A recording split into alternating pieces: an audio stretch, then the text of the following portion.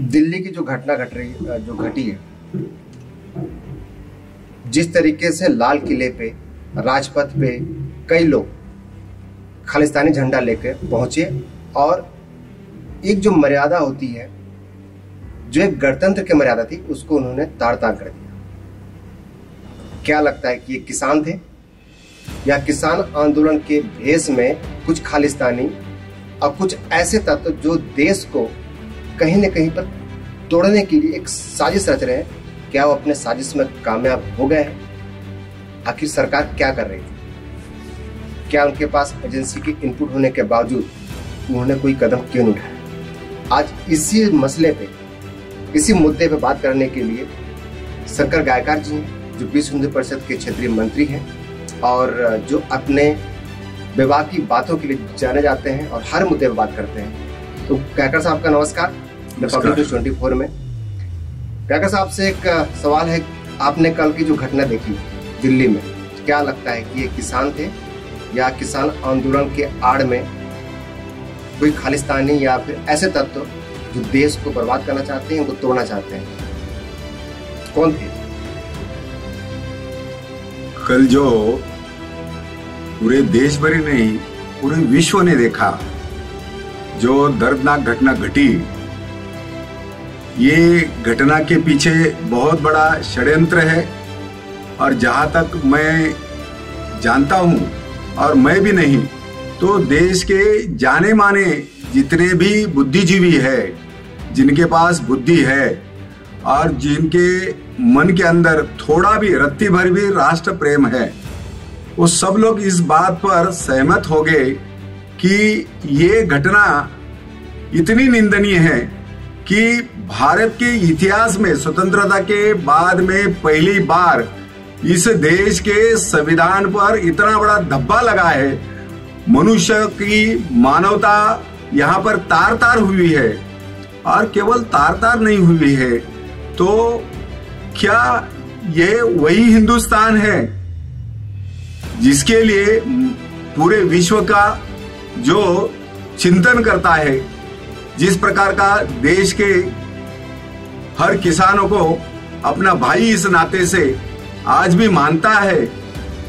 तो कल की जो घटना जो हुई है, इसके अंदर बहुत सारे अलगाववादी तत्व जो है, ये जो टुकड़े टुकड़े गैंग है, इन्होंने अपनी मनीषा पूर्ण की है। अपने मन के अंदर की जो गंदी बातें जो है, जो मनीषा थी, जो गंदा संकल्प था इस देश को तोड़ने का, मरोड़ने का, और जिनके मन में सालों साल स्वप्न जो साकार नहीं हुए थे, इस देश के अंदर एक राष्ट्रभक्ति का एक जो ज्वार है, इसके सामने ये लड़ नहीं पाते थे। ये पीछे का हमला किया है इन्होंने, और ऐसा हमला किया है। सबसे दुखद बात यह है कि किसानों के पीछे चुप कर, किसानों के भेष में ये भेड़िया आ गए और जिन्होंने अपने शब्द को ही मिट्टी में मिला दिया और वो मिट्टी का जो आदमी है उसको बदनाम कर दिया। इस देश का कोई भी किसान जो है ना, वो किसान नहीं चाहता है कि मेरी मातृभूमि, मेरी धरती बदनाम हो, मेरा राष्ट्र बदनाम हो, मेरा इस देश का प्रधान सेवक बदनाम हो, ये कोई नहीं चाहता है। और जो एक ताकत जो है, जिसने मैंने कहा ना कि जिनके मन में देशद्रोह भरा है, जिनके मन में क्लिमिश भरी है, जिनके देश में बदले की भावना भरी है, ऐसे जो मैंने कहा कि ऐसे खालिस्तान के जो खालिस्तानवादी जो लोग हैं इसके पीछे, और इसके साथ साथ जिन्होंने हमारे किसान आंदोलन को पूरी तरह से भ्रमिष्ट किया है, नहीं तो कब का ये आंदोलन खत्म होता था। लेकिन मैं आपके माध्यम से ये कहना चाहता हूं, जिस प्राची पर तिरंगा ध्वज लहराता था, जिस प्राची से सुभाष बोस और हमारे देश के पहले प्रधानमंत्री से लेकर आज तक सारे प्रधानमंत्री ने देश का गौरव, देश का इतिहास लोगों के सामने रखा, लोगों के अंदर प्रेरणा भरी, आज वो अपमानित हुआ है। आज वो लाल किला अपना हृदय से रो रहा है। आज लाल किला व्यथित है, दुखित है। ये हमने सोचना चाहिए जिनके मन में, इसलिए मैंने कहा कि जिनके मन में थोड़ा भी अगर दर्द होगा, थोड़ा भी राष्ट्र प्रेम अगर जीवित होगा, तो ऐसे घटना का कोई भी व्यक्ति इसकी निंदा कर सकता है। और इसलिए विश्व हिंदू परिषद इस नाते से मैं इस घटना की निंदा करता हूँ। लेकिन गायकर साहब, जो सवाल ये था कि जब भारत सरकार के पास ये इनपुट थी कि यहाँ पर कुछ घटना घट सकती है, तो उसके ऊपर फिर उन्होंने एक्शन क्यों नहीं लिया था? आपकी बात बिल्कुल सही है, सारी दुनिया यही पूछती है। एक्शन आउटपुट इनपुट था, ये बिल्कुल आपने भी कहा और उन लोगों ने भी इनपुट दिया था, बिल्कुल सही है। लेकिन सारा जो किसान भाई के ऊपर हम आज भी बोलते हैं, इस देश का जो स्वाभिमान है, इस देश में दो ही स्वाभिमान है अगर वर्तमान में देखा जाएगा, एक तो है जवान और दूसरा किसान। तो हमारे देश के जितने भी कर्णधार है, जितने भी व्यवस्था है, और उन्होंने लिख कर दिया था। देखो ऐसा है, अगर गोली चलाते थे इनपुट होने के बाद भी, अगर हम वहां पर सरकार अगर गोली चलाने के ऑर्डर देते थे, तो फिर इससे भी भयावह दृश्य आप सारे देशवासियों को देखने को मिलता था। फिर भी हमारे देश के सैनिकों ने वहां पर, जो पुलिस वहां पर उपस्थित थी, जिन्होंने अपनी जान की बाजी लगाकर ये दुर्घटना को, ये अपने किसानों के, अपने भाइयों के जो हमले है, अपने भाइयों के जो हथियार है, अपने ऊपर चला लिए। लेकिन समाज को कभी उन्होंने दाग लगने नहीं दिया, व्यवस्था को कभी दाग नहीं लगने दिया। इनपुट होने के बावजूद भी जितना कर सके उन्होंने किया है। कहीं ना कहीं तो विश्वास, ये सबसे बड़ी बात है, विश्वास पर दुनिया चलती है। और किसानों ने जब विश्वास दिलाया, लिखित विश्वास दिलाया, तब कहीं ना कहीं जाकर उन्होंने विश्वास रखा।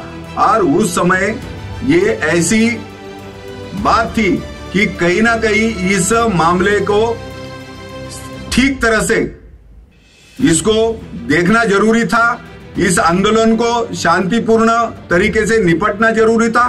वो हमारे जहां पर उपस्थित सारे अधिकारियों ने वो किया, वो अभिमान के पात्र है। वो कई आज हॉस्पिटल में उनके, आज ये जिन लोगों ने, दंगाइयों ने ये सोचने की आवश्यकता थी, हम अपने ही शासन के खिलाफ, अपने ही अधिकारियों के खिलाफ, अपने ही भाइयों के खिलाफ, और कोई होता तो बात अलग है। और सबसे दुखद जो बात है कि जो झंडा फहराया गया, सबसे बात है कि मैं आप सबको ये कहना चाहता हूं, ये खालिस्तानीवादी झंडा था। ये जो ध्वज है, और सिख का जो ध्वज है, जो गुरुद्वारा पर लहराता है, वो गुरुद्वारा की वाणी कभी ऐसे कलंकित नहीं होने देता। ये गुरुद्वारा का जो ध्वज है, गुरुद्वारा में ही लगता है। इसलिए जिनको भी ऐसा लगता होगा कि वहां ये जो ध्वज लगा वो खालिस्तान का ध्वज था, राष्ट्रद्रोही का वो ध्वज था। और जिन लोगों ने अधिक मुझे दुख इस बात का है, जिन गुरु गोविंद सिंह ने राष्ट्र की रक्षा की, देश की रक्षा की, सीमा की रक्षा की, हिंदू धर्म की रक्षा की, 1 लाख से 1 लड़ाऊं, बिल्ली से मैं शेर मराऊं, चिड़िया से मैं बाज तोड़ाऊं, गुरु गोविंद सिंह नाम तब कहा हूं जिनके धमनी में राष्ट्रभक्ति पनपती है, जिनके स्वर में केवल और केवल धर्म का ही स्वर दिखाई देता है, वो व्यक्ति इस प्रकार का कभी काम नहीं कर सकता। इसलिए जिन लोगों ने किया है, मैं उनको भेड़िया बोलता हूं। ये भेड़िए के रूप में इन्होंने जो अपना रूप दिखाया है, वो समाज उसको कभी भी मानेगा नहीं और उसको स्थान भी नहीं देगा अपने मन में। तो गायकर साहब, आखिर ऐसा क्या वजह है कि पहले सीएए, एनआरसी और अब किसान आंदोलन, आखिर एक चंद मुट्ठी भर के लोग देश को, उनकी संस्था को, प्रशासन को झुका दे रहे हैं? आखिर इसके पीछे का कारण क्या है, वजह क्या है? इसकी पीछे का कारण जो है, हम लोग सब जानते हैं कि हमारे देश के अंदर जो देशभक्ति का जो ज्वार है, अपनत्व का ज्वार है, जो दायित्व की भावना है, अधिकार तो मांगते हैं लेकिन दायित्व नहीं निभाते। अधिकार से तो कोई किसी का भला नहीं हुआ है, अधिकार से देश टूटा है, अधिकार से मानवता टूटी, अधिकार से घर टूटा है, अधिकार से समाज टूटा है।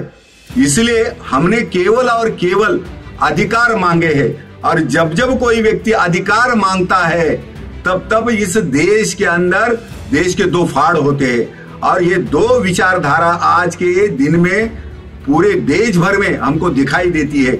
जो एक विचारधारा देश को नेशनाभूत करना चाहती है, देश को तोड़ना चाहती है, देश को आगे, देश का विकास नहीं चाहती है। एक विचारधारा हो, वही विचारधारा आज पूरी ताकत के साथ जो जीओनी में देखती है, टुकड़े टुकड़े गैंग में दिखती है। और हमारे ये जितने भी, देखो कल जो घटना हुई, कितने ऐसे पुरस्कारवादी है जिन्होंने अपना पुरस्कार वापस कर दिया, कितने लोग ऐसे जिन्होंने मोमबत्ती का मोर्चा निकाला, कहां गए ये सारे?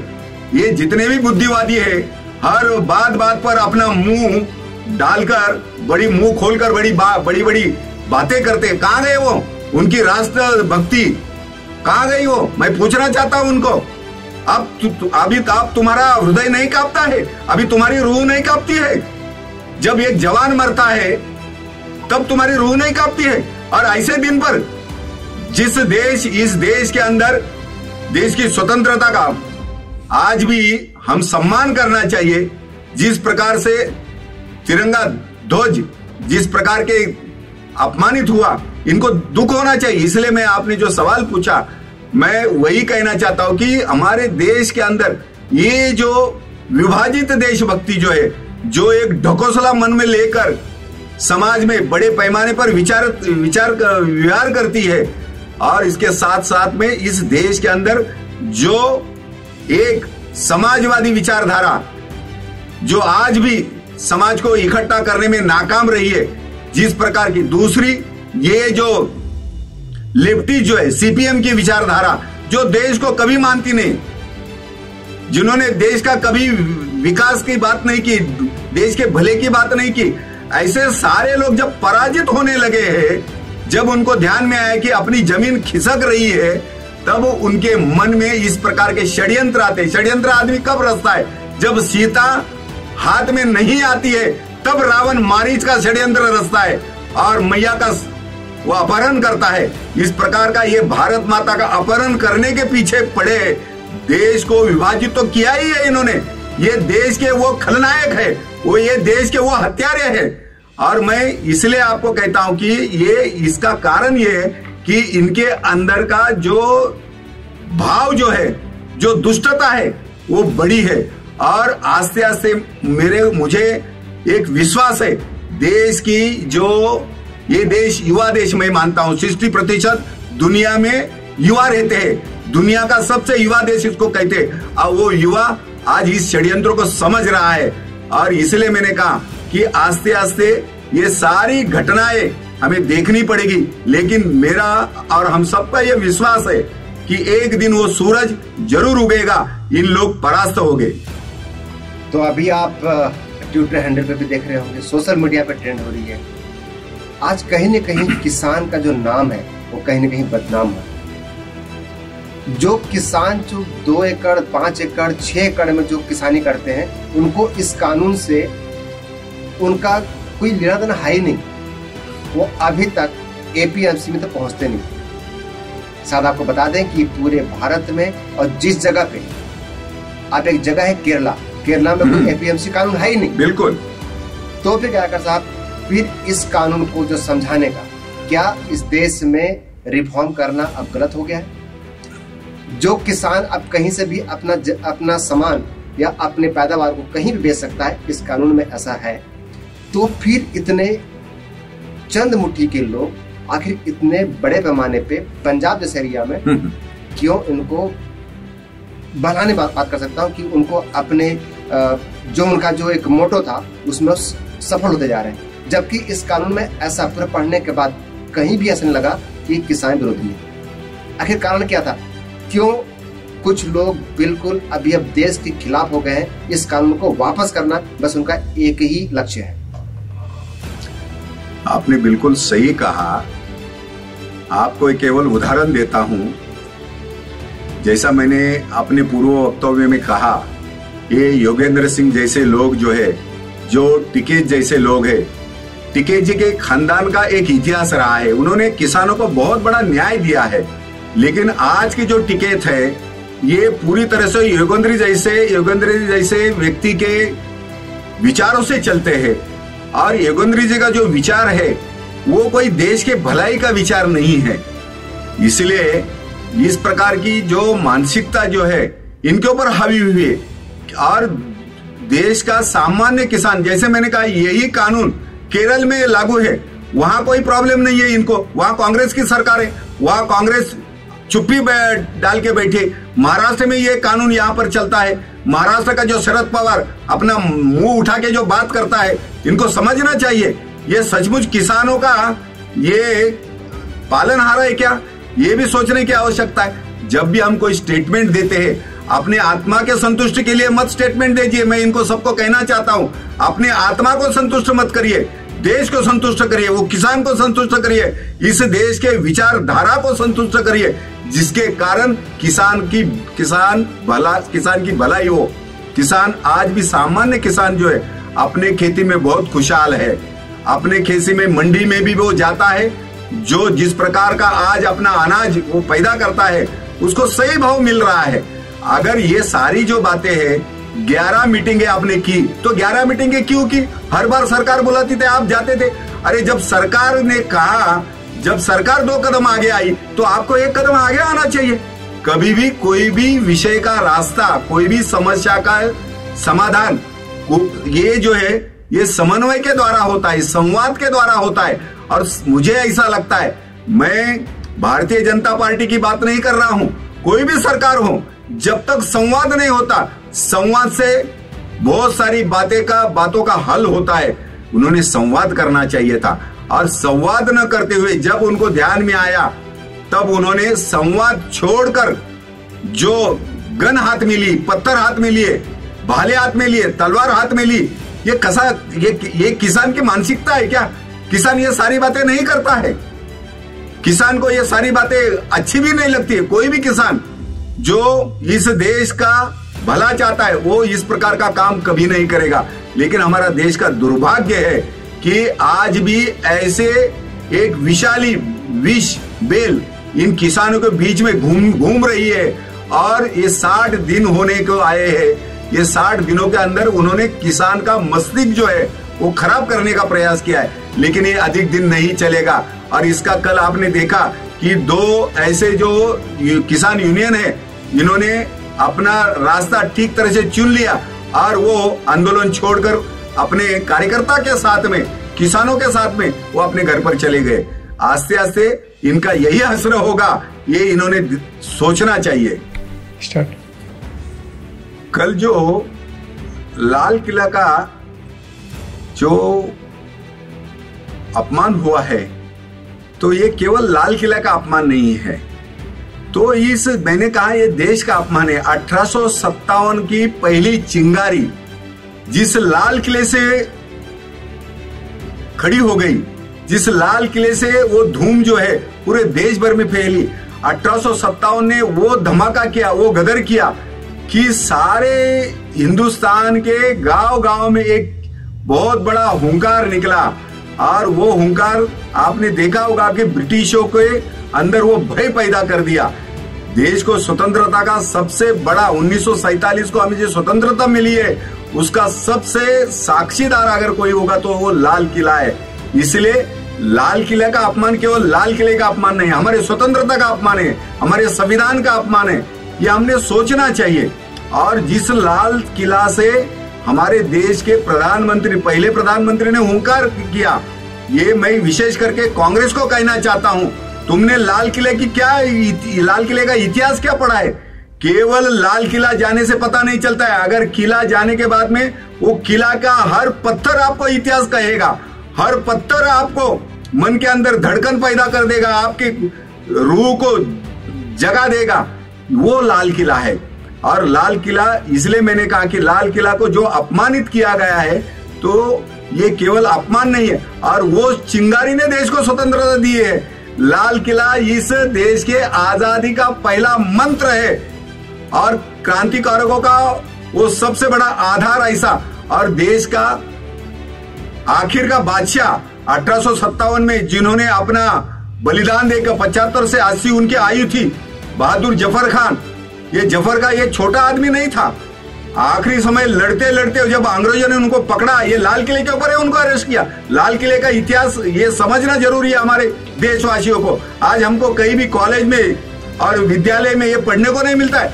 जब ये 75 साल के व्यक्ति को, स्वतंत्र सेनानी को, बहादुर शाह जफर को पकड़ा, तब वो अंग्रेजों ने उनको कहा दुम दबाए दम नहीं, अभी खैर मांगो जान की, खैर मांगो, अपनी जान की भीख मांगो, ये बहादुर जफर को उन्होंने कहा। तब बहादुर जफर ने पलट कर जवाब दिया है, गाजियों में बू रहेगी जब तक बाजियों में बू रहेगी जब तक लंदन तब शमशेर चलेगी मेरे हिंदुस्तान की। ये उन्होंने कहा है। 70 साल का युवा, मैं युवा इसलिए कहता हूं, वो जो जवाब है वो कोई नहीं दे सकता। अंग्रेज ऑफिसर उसको पूछता है और तब उन्होंने ये जवाब दिया है, दुम दबाए दम नहीं, अभी खैर मांगो जान की। ये जफर, अब तलवार पड़ गई ठंडी तुम्हारे हिंदुस्तान की। तब उन्होंने कहा है, ये जवाब जो है वो लाल किले का जवाब है। और मैं यही जवाब इनको ये कहना चाहता हूं, वही बहादुर शाह का, जफर का ये जवाब हमारे जो भी वो खलिस्तानीवादी हो, ये कांग्रेस के जितने भी भगोड़े लोग हो, जिन्होंने देश के लिए कभी कुछ नहीं किया है, जो आजादी का गीत गाते हैं, वो उनको मैं कहना चाहता हूं, ये बहादुर शाह जफर का ये जवाब उन्होंने ध्यान में रखना चाहिए। और उन्होंने ये कहा था, गाजियों में बू रहेगी जब तक ईमान की, लंदन तक शमशेर चलेगी मेरे हिंदुस्तान की। ये जो है ना, ये आज भी उन्होंने ध्यान में रखना चाहिए। लाल किला केवल लाल किला नहीं है, इस देश के हर जवानी का वो खून का कतरा कतरा वहां पर लगा हुआ है। इसलिए लाल किले का अपमान ये छोटा मोटा अपमान नहीं है, ये पूरे देश का अपमान है, इस देश के संस्कृति का अपमान है, इस देश के सभ्यता का अपमान है। ये उन्होंने ध्यान में रखने की आवश्यकता है। आप ये जो लॉ ऑफ जो 3 बिल जो आए हैं उसको आप खुद पढ़िए, आप डिसीजन लीजिए। आप बताइए कि इस बिल में कहां पर किसानों के विरोध में कहीं पर भी लिखा हुआ। आप जब तक पढ़ेंगे नहीं, आप 4 लोगों की बातों में आएंगे और यही होगा कि आप इनके बातों में आके अपना जो मार्ग है, अपनी जो सोच है, उस सोच को आप इनकी जैसा आप बनाएंगे। किसी भी बात को करने से पहले, कहीं पर भी किसी आंदोलन में शामिल होने से पहले, आप उस बिल को पहले ध्यान से पढ़ें, 2 बार पढ़ें। और उसके बाद आपको लगता है कि इसमें कुछ प्रॉब्लम है या इस बिल से किसानों का नुकसान होने वाला है, आप लेटर लिखें, आप अपनी बात को रख सकते हैं। आंदोलन करना एक हमारा अधिकार है, लेकिन इस आंदोलन की आड़ में देश को तोड़ना, देश विरोधी बात करना, क्योंकि आपको शायद पता नहीं है कि आपके आड़ में आज किसान के आंदोलन के नाम पे ये लोग अपना एजेंडा चला रहे हैं। मैंने आपको पहले बताया था कि जो विश्व में या ब्रिटेन के जो 8 से 10 जो सांसद ने जो यहाँ पर आपको लेटर लिखा था इनके समर्थन में, उनका इतिहास भी आप पढ़ेंगे, जो कहीं न कहीं से ये पूरे खालिस्तानी मूवमेंट और इससे पहले भी भारत के विरोध में इनका जो पाकिस्तानी मुल्क के सांसद है, यदि आप इनका हिस्ट्री देखें, आप ये कहीं न कहीं से भारत के विरोध में शुरू से रहे हैं। इनका समर्थन किसी किसानों के लिए नहीं है। कोई ब्रिटेन का सांसद या कोई बाहर का सांसद आज तक कभी भी जिनका नाम आपने पढ़ा है या जिनका समर्थन बोल रहे हैं, आप उनका इतिहास जानिए। इसके ऊपर हम एक रिपोर्ट लेके आएंगे, आखिर ये कौन लोग हैं, ये सांसद कौन थे। आप इस बिल को पढ़ें। गायकवाड़ साहब, आपका इस कार्यक्रम में आने के लिए धन्यवाद। हम एक दूसरे मुद्दे पे, एक मंदिर के मुद्दे पे भी हम बात करने वाले हैं गायकवाड़ साहब से, और जानेंगे कि आंध्रा में क्या हो रहा है, हमारे देश की संस्कृति को कैसे बर्बाद किया जा रहा है।